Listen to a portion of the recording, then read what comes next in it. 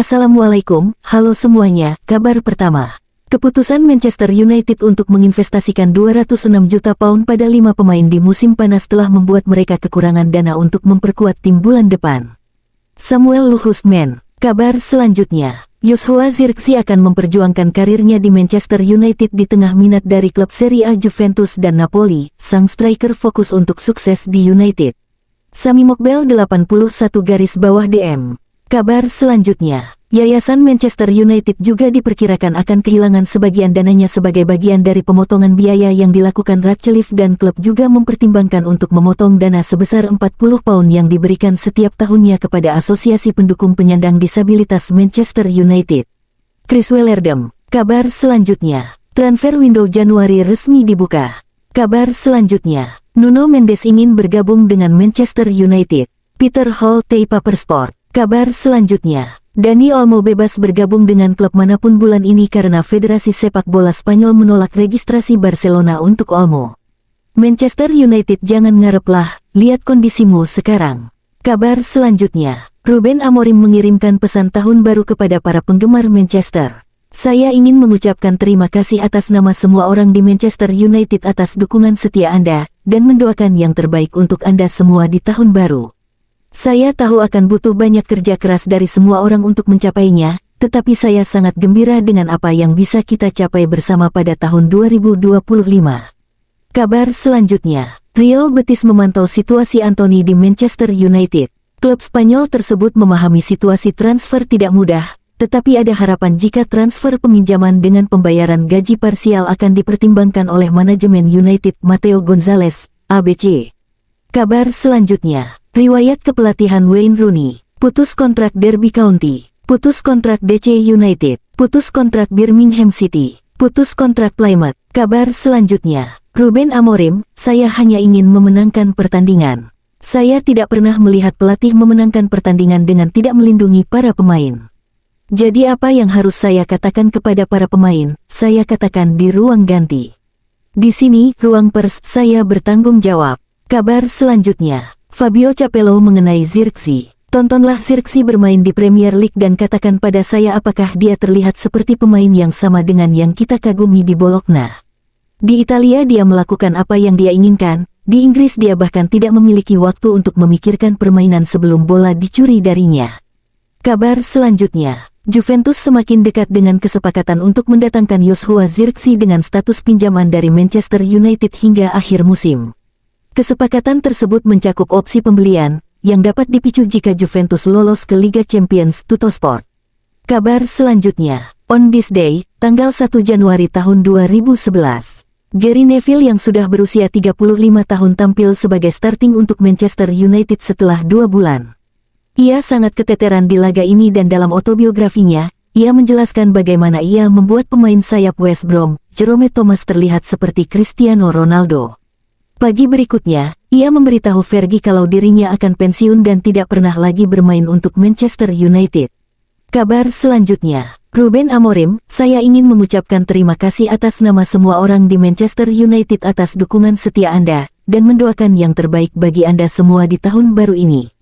Saya tahu semua orang perlu bekerja keras untuk mencapainya, tetapi saya sangat bersemangat untuk melihat kemana kita bisa melangkah bersama pada tahun 2025.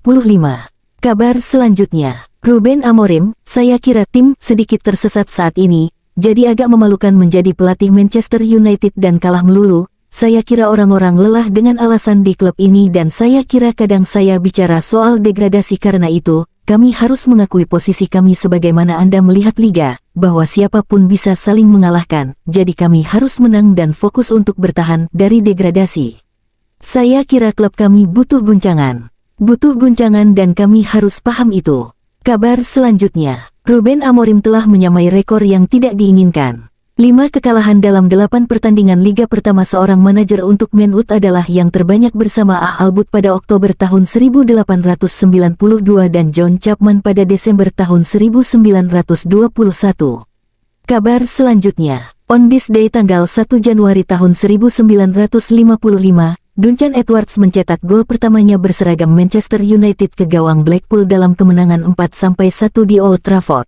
Edwards merupakan korban tragedi Munich, sempat dilarikan di rumah sakit dan bertahan hidup selama 2 pekan, tetapi sang pemain pada akhirnya harus tutup usia. Kabar selanjutnya. Berikut pertandingan selanjutnya Manchester United di bulan Januari tahun 2025. Versus Liverpool away PL. Versus Arsenal away FA Cup. Versus Southampton home PL. Versus Brighton home PL. Versus Rangers home UL. Versus Fulham away PL. Versus FCSB away UL. Kabar selanjutnya. On this day tanggal 1 Januari tahun 1996, Andreas Højlgebaum Pereira lahir di Duvel, Belgia.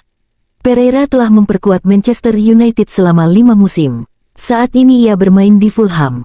Kabar selanjutnya. Terlepas dari semua keributan mengenai Marcus Rashford, nilai Alejandro Garnacho sebenarnya lebih besar karena biaya transfernya yang lebih tinggi dan gaji yang lebih rendah. Manchester United bisa menjualnya dengan harga lebih tinggi dan tidak memiliki masalah dalam melunasi sisa kontrak besar yang masih memiliki sisa waktu 3,5 tahun. Chris Weller, Daily Mail.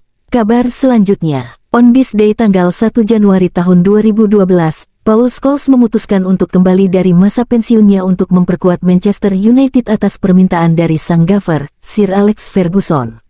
Kabar selanjutnya. Marcus Rashford kemungkinan akan dipinjamkan dengan opsi kewajiban membeli di akhir musim. @Mailsport. Kabar selanjutnya. On this day tanggal 1 Januari tahun 2003, Manchester United era Sir Alex Ferguson dijuluki sebagai tim spesialis comeback dan mereka menunjukkannya ketika membuka tahun baru 2003 lalu. Saat mengalahkan Sunderland dengan skor akhir 1-2. Gol dicetak 3 pemain United, Veron, own goal Beckham, dan gol Scholes di menit akhir pertandingan. Kabar selanjutnya. On this day tanggal 1 Januari tahun 2011, Gary Neville memainkan pertandingan terakhirnya berseragam Manchester United. Sebulan kemudian, ia memutuskan untuk gantung sepatu pensiun. Gary Neville, ya, itu adalah akhirnya untuk saya, hari tahun baru 2011, di The Hawthorns kandang West Brom.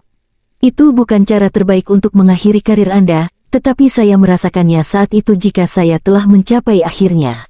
Setelah 18 musim bersama Manchester United, 602 penampilan bersama tim ini, saya sedang mengenakan jersey klub ini untuk terakhir kalinya. Saat itu saya hanya ingin pulang dan menghilang. Pikiran saya sudah tidak berada di sana, permainan saya sangat buruk di babak pertama, tetapi pendukung United tidak pernah berhenti menyanyikan nama saya, Gary Neville is a red, is a red. Untuk pertama kalinya dalam hidup saya, mendengar chant itu membuat saya malu. Jangan nyanyikan itu saat ini, begitu saya berpikir saat itu. Saya tidak pantas mendapatkan dukungan mereka di sana. Mungkin di masa lalu, mereka dapat menyanyikannya, tetapi hari itu, saya kira saya tidak pantas mendapatkannya. Itulah kabar pada hari ini. Jangan lupa untuk like dan subscribe agar tidak ketinggalan kabar baru lainnya dari kami. Wassalamualaikum, sampai jumpa.